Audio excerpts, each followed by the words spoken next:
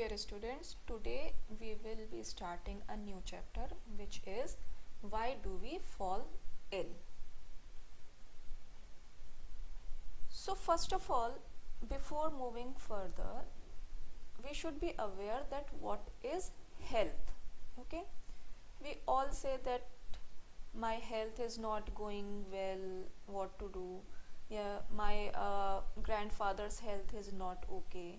So what does this term health means? So health is a state of physical, mental and social well-being.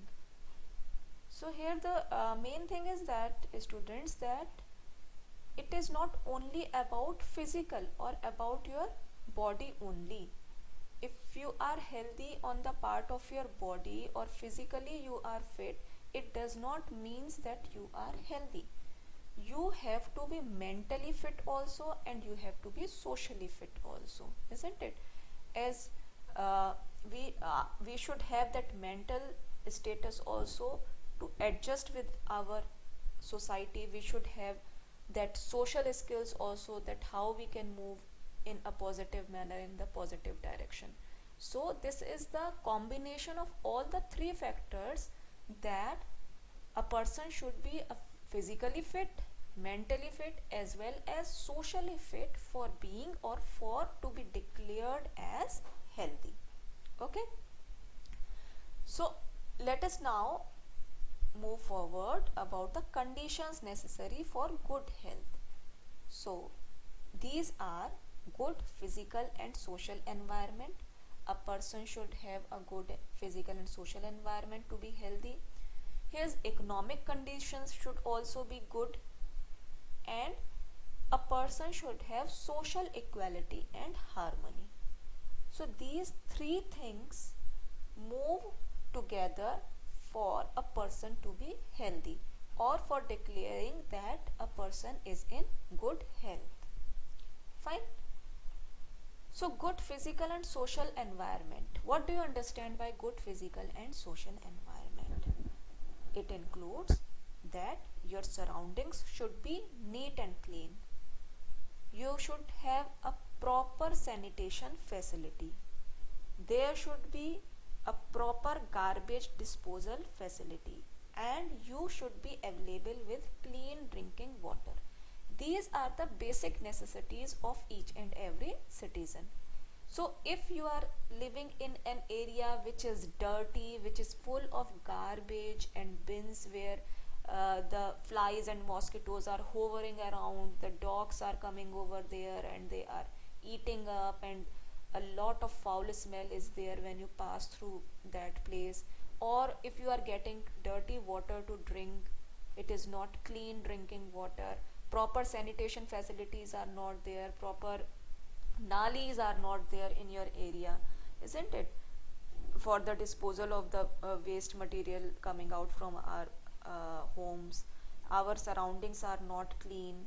Then this all affects the physical and social environment of an individual. So for a good physical and social environment, these are the prerequisite things. Now let us come to the good economic conditions. So what do we understand by the good economic conditions? So it includes the job opportunities for all. Okay. So each and every citizen, we will consider of India only, each and every citizen of India should have proper job opportunities. And why this job is required? So that a person can have an enough earning, and if a person is earning properly, he will be able to invest in nutritious food at his home, and it will lead to a healthy lifestyle. If a person, that is why we all say to you students that you have to study hard, you have to get good marks. Why? Because this education or these studies are only going to be helpful to you in long period of time. Because if you will study hard right now, then only you will be able to get a good job opportunity, then only you will be able to earn money for yourself and your family. and then only you will be able to provide nutritious and balanced food to your family, isn't it? And which will lead to a healthy lifestyle for you and your family. If at all you won't study right now, if you at all you don't pay attention, so will you be able to get a right job? No, not at all. And at that time, what will happen? You will not be having enough of money, and when money will not be there, what will happen? You won't be able to get the basic things only. Leave off moving to malls and going to anywhere else for seeing the movies or having food at great fancy restaurants. The main thing is that why we earn money. We earn money so that we get nutritious food, and nutritious food leads to the healthy life. So for a person to be fit, to be called healthy, the economic conditions also play a major role.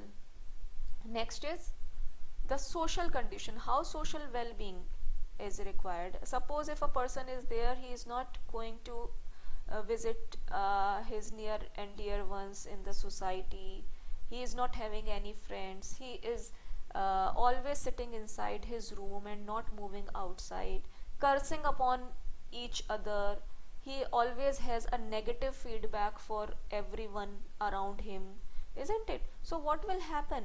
No one would like to have a talk with such a person, isn't it? There will be social inequality in him, he will not have a social harmony with him, isn't it? So what will happen? Slowly and slowly he will cut off from the society. Okay, and if these things happen, it is observed in many cases that such persons sooner or later they suffer from depression. And when a person suffers from depression, can he lead to a healthy and peaceful life? No, not at all. So students, it is not only necessary to be physically fit, that yes, I am fit, I don't get fever anytime, yes, I am fit, I am not having any disease, okay, and I am eating a proper food, I will be fit throughout my life. It is not that thing. To be healthy, what is required? You have to be socially fit, you have to be mentally fit, you have to be physically fit. Okay, so this was the introduction of this chapter, students, and tomorrow we will be continuing different aspects of this chapter. So we will stop today here itself. Thank you very much.